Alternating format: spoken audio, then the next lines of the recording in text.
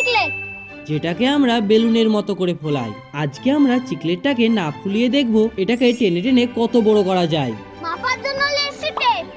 প্রথম তো এটিকে আমি টেনে বড়ই করতে পারছিলাম না, বারবার ছিঁড়ে যাচ্ছিল। সেই জন্য আমি একটা বুদ্ধি বার করলাম, হাতের ভিতর নিয়ে রোল করতে লাগলাম। এরপরে আস্তে আস্তে এটিকে বড় করার চেষ্টা করতে লাগলাম। ঠিক বড় হয়ে গেল। তারপর ভাই মেপে দেখলো এটির হাইট হয়েছে 1 ফুট 2 ইঞ্চি। এরপরে টেনে টেনে আরো বড় করার চেষ্টা করতে লাগলাম। কিছুক্ষণের মধ্যে বড় হয়ে গেল, যেটা আমার মাজার সমান হয়ে গেছে, যেটার হাইট হলো 2 ফুট 8 ইঞ্চি। যেটাকে ভাই আবার টেনে টেনে আরো বড় করতে লাগলো। এবার এত বড় করলো যে ভাইয়ের হাইটের থেকেও বেশি হয়ে গেছে।